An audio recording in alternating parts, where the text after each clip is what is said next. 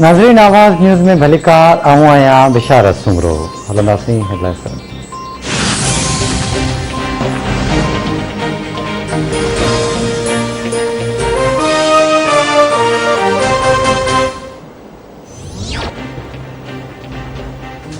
मुल्क में corona virus जा केस ॿीहर वधण लॻा। आलमी वबा विझी वधीक 19 मरीज़ पोइ थी विया। हयाती विञाईंदड़नि जो अंग 22,427 थी वियो। 24 कलाकनि दौरान 1347 नवां केस रिपोर्ट थियण खां पोइ मजमूई केसिस जो अंग 9,63,660 ताईं पहुची विया। वधीक 650 मरीज़ एहतियात थी विया। फाल केसिस जो अंग 33,299 थी वियो। कोरोना हकारी केसिस जी शरह 2.91% रही।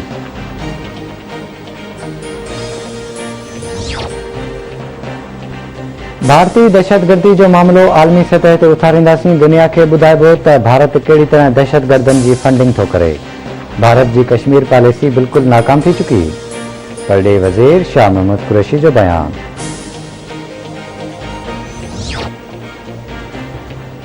वज़ीर आज़म इमरान ख़ान कुछ देर में गवादर पहुची रहियो आहे। वज़ीर आज़म मुख़्तलिफ़ तरक़ियाती कमनि ते अॻुवाई जाइज़ो वठंदो ऐं सी-पैक मनसूबनि ते कमु कंदड़ पोरितनि सां बि मुलाक़ात कंदो। सिंध में 9 ऐं 10 दर्जे जा बोर्ड जा इम्तिहान अॼु खां शुरू थी विया। कराची, हैदराबाद, सखर, लड़कानी, मीरपुर ख़ासि बोर्ड तरफ़ां मैट्रिक जा इम्तिहान वरिता पिया वञनि। कापी रोकण लाइ इम्तिहानी सेंटरनि ते पुलिस मुक़ररु।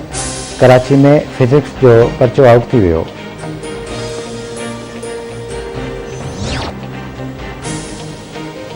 सॼी सिंध में 2 हफ़्तनि खां पोइ CNG स्टेशन खुली वियूं। CNG क़ीमत में बि इज़ाफ़े सबबि वाइपेदार परेशान।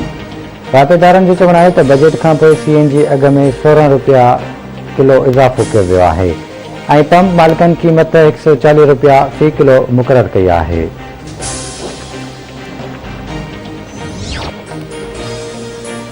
बुल्ली शाह करीम भरिसां पंजारी वाह मां हिकु शख़्स जो लाश हथायो। पुलिस लाश कढराए इस्पताल मुंतक़िल कयो।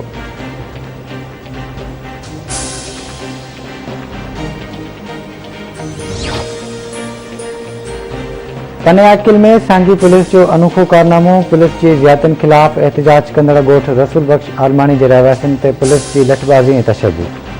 20 ॼणनि मथां केस दाख़िल, 6 ॼणा गिरफ़्तार। पुडेरो लाल भरिसां ॻोठ सलेमान फ़कीर बारेजो में संगावती तकरार तां मारिजी वियल भेण भाउ जो क़त्ल केस दाख़िल। मक़तूलनि जे भाउ जी फरियाद ते 3 जवाबदारनि ख़िलाफ़ FIR दाख़िल कई वई। केस में अलाए जुड़ियो बारेजो, साईं बख्श ऐं बशीर बारेजो खे नामज़द कयो वियो। ऐं लखी गुलाम शाह भरिसां क़तल ऐं DSP समेत पुलिस एहलकारनि खे यारगमाल बणाए हथियार फ़रोख़ण जे केस में घुर्बल जवाबदारनि जी गिरफ़्तारी लाइ ॻोठ ॿुध चमन ते पुलिस जी चढ़ाई। पुलिस 40 खां वधीक ढोरका ऐं ढका लिखिया। का बि गिरफ़्तारी अमल में न अची सघी। ॻोठाणनि जो चवणु आहे त पुलिस बिना जवाज़ ॻोठ ते चढ़ाई करे ढोर कए वई आहे ऐं घर ड्राए पट करे छॾिया आहिनि। इंसाफ़ कयो वञे।